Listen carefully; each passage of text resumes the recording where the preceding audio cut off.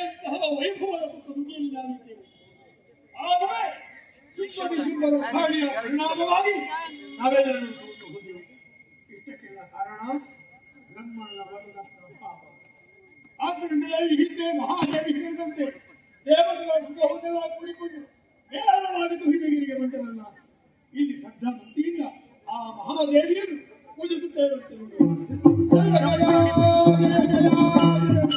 ಪೂಜಿಸಿದರು ಮಾಯೆಯ ನಿರ್ಜನೆಯಲಿ ಪೂಜಿಸಿದರು ಮಾಯೆಯ ಪೂಜೆಗೆ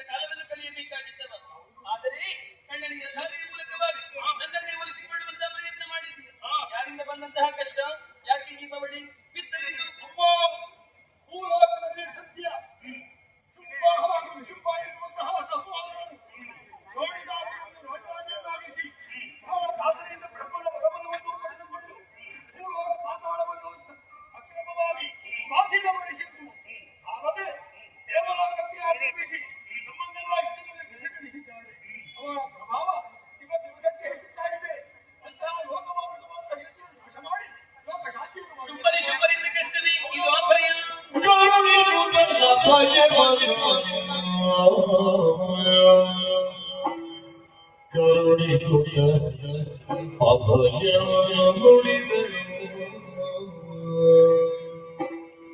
ಹಿರಿದು ಸಮಯದಿ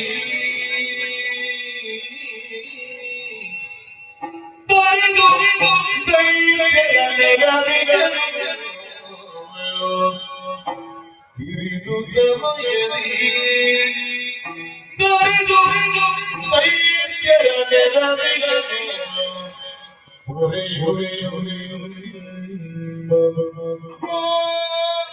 ಮರೆಯ ಮಾತಲ್ಲ ಹೊರೆಯುರಿಯು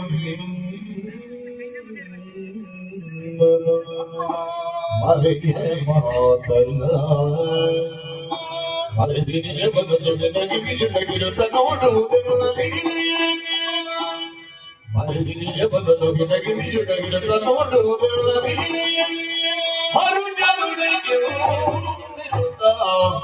ವಿದಶರೆ ಜರುಗಿಸಿ ಮರುಗರಿ ಸುರಪ ಮರೆಯಮ್ಮ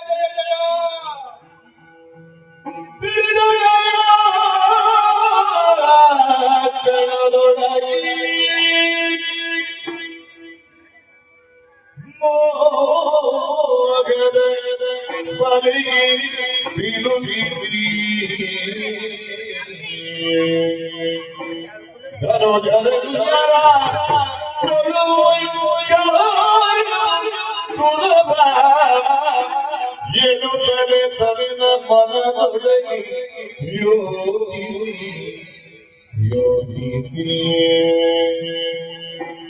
ಎಂದು ಯೋಚಿಸಿ ಮಗನಾಯಿ ಯೋಚಿಸಿ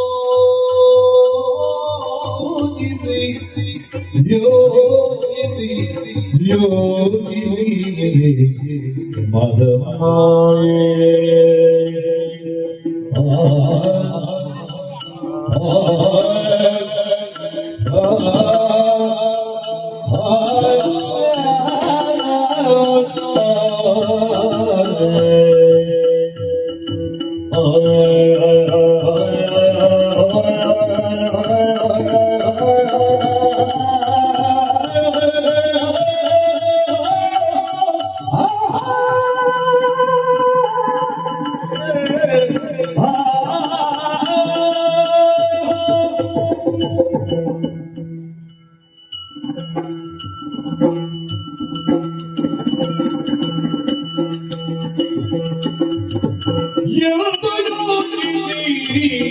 ಮಗನಾಗಿ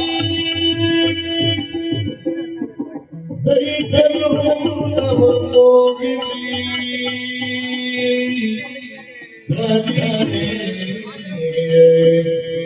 ದೈತ್ಯರು ಹೋಗಿರಿ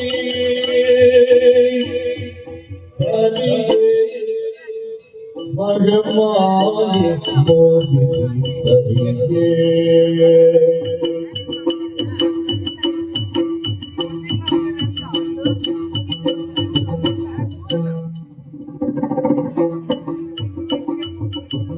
ಸುಂದರಂಗವನ್ನು ಪಡೆದಂದು ಕೌಶಿಕಿಯಾಗಿ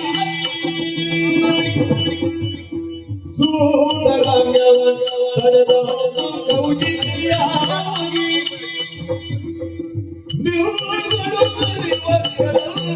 ಪರದೊಳಗೆ ಬೆಂಗಳು ಮೇಲೆ ಪರದೊಳಗೆ ಸುಂದರ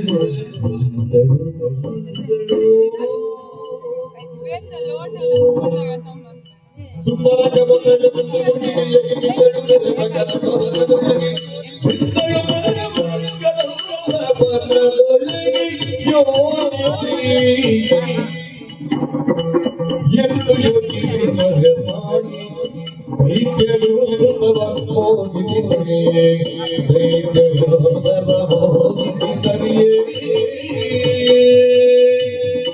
ಮಗನಾಗಿ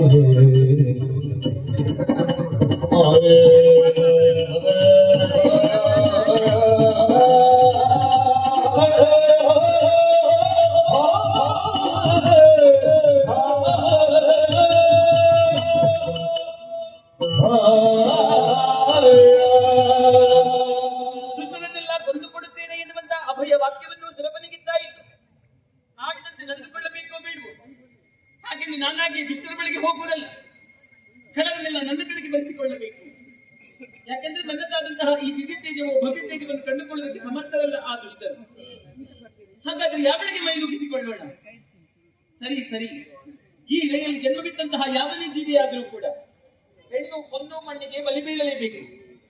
ಮೂರು ಲೋಕದ ವಿಭು ಎನಿಸಿಕೊಂಡಂತಹ ಶುಂಭಾಸುರ ಹೊನ್ನಿಗೂ ಮಣ್ಣಿಗೂ ಮರುಳಾಗಲಾರ. ಆಸುರಿ ಪ್ರವೃತ್ತಿಯನ್ನೇ ಮೈಗೂಡಿಸಿಕೊಂಡಂತಹ ದುಷ್ಟ ಹೆಣ್ಣಿನ ಚಿಲುವಿಕೆಗಂತೂ ಮರುಳಾಗುವುದು ಸ್ಪಷ್ಟ. ಅದೇ ಉದ್ದೇಶವನ್ನೆನಿಸಿಕೊಂಡು ನನ್ನದಾದಂತಹ ರೂಪವನ್ನು ಮರೆಗೊಳಿಸಿದೆ. ಸುಂದರ ಹೆಣ್ಣಿನ ರೂಪವನ್ನು ತಳೆದಿ ಕೌಶಿಕಿ ಎನ್ನುವಂತಹ ಅಭಿಧಾನದಿಂದ ಈ ಕದಂಬವನದಲ್ಲಿ ನೆಲೆಗೊಳ್ಳಬೇಕಾಯಿತು. ದುರುಳರ ವಧಾ ಪ್ರಕರಣದಲ್ಲಿ ಸಾಧುಸುತ್ತಿ ನನಗೆ ಯಾವ ರೀತಿ ಕೊರತೆಯೂ ಉಂಟಾಗಬಾರದೆನ್ನುವಂತಹ ಉದ್ದೇಶದಿಂದ ತುಹಿನಗಿರಿಯ ತಪ್ಪಲನ್ನೇ ಇಳಿದು ಬಂದಂತಹ ಸ್ಥಳ, ಸೂರ್ಯರಶ್ಮಿ ಪ್ರವೇಶಿಸುವುದಕ್ಕೆ ಅಸಾಧ್ಯವಾದಂತಹ ದಟ್ಟಾರಣ್ಯವಿದೆ. ಗಗನ ಚುಂಬಿತವಾಗಿ ಬೆಳೆದು ನಿಂತಿವೆ ಕದಂಬ ವೃಕ್ಷಗಳು. ಇದಲ್ಲವೇ ಕದಂಬವನ. ಈ ವನದಲ್ಲಿದ್ದುಕೊಂಡೇ ದುಷ್ಟ ಸಂಹಾರ ನಡೆಯಬೇಕು. ಆದರೆ ಇಂತಹ ದುರ್ಗಮವಾದಂತಹ ಪ್ರದೇಶದಲ್ಲಿ ಹೆಣ್ಣಾದಂತಹ ನಾನಿದ್ದೇನೆ ಎನ್ನುವ ಹಾಗೆ ನನ್ನ ಹಿರವನ್ನು ಅರಿತವರಲ್ಲ ಆ ದುಷ್ಟರು. ಆದರೂ ಅವರಿಗೆ ಕೃತಿಯ ಮುಖೇನವಾಗಿ ನಾನು ತೋರ್ಪಡಿಸಬೇಕಾಗುತ್ತದೆ. ಈ ವನವನ್ನೇನೋ ಪ್ರವೇಶ ಮಾಡಿದ್ದೇನೆ, ಆದರೆ ಜಗನ್ಮಾತೆ ಕುಳಿತುಕೊಳ್ಳುವುದಕ್ಕೆ ಒಂದು ಯೋಗ್ಯವಾದಂತಹ ಸ್ಥಳ ಬೇಡವೇ? ಹಾಗೆ ಮನದಲ್ಲಿ ಆಲೋಚಿಸುತ್ತಿದ್ದಂತೆ ಏನದು ಅಂಬರದಿಂದ ಹಿಡಿದು ಬರ್ತಾ ಇದೆ. ಕನಕ ದುಯ್ಯಾ ಶೋಭಿವೆಯೋ ಉಯ್ಯಾಲೆ ಶೋಭಿವೆಯೋ ಕನಕ ದುಯ್ಯಾಲೆ ಉಯ್ಯಾಲೆ ಉಯ್ಯಾಲೆ ಶೋಭಿವೆಯೋ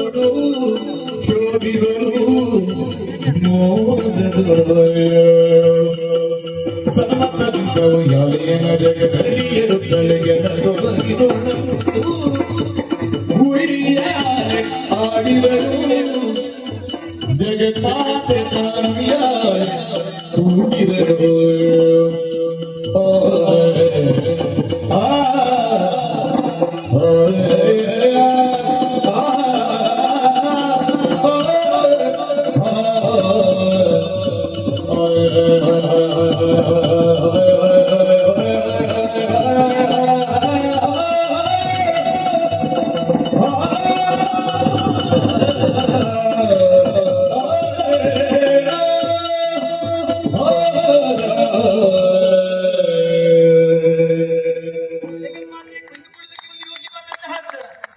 ಅದಕ್ಕೆ ಬೇಕಾಗಿ ಸಂಕಲ್ಪ ಮಾತ್ರದಲ್ಲಿ ಒಂದು ಉಯ್ಯಾಲೆಯನ್ನೇ ಸೃಷ್ಟಿ ಮಾಡಿದ್ದೇನೆ.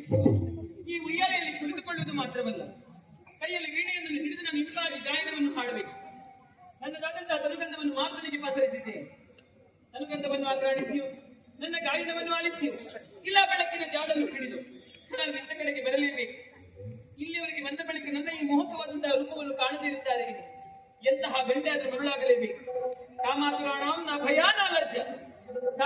ಬಾರದಿಯಿಂದ ಬಂದವರಿಗೆ ಭಯ ಲಜ್ಜೆ ನಾಚಿಕೆ ಯಾವುದೂ ಇರುವುದಿಲ್ಲವಂತೆ.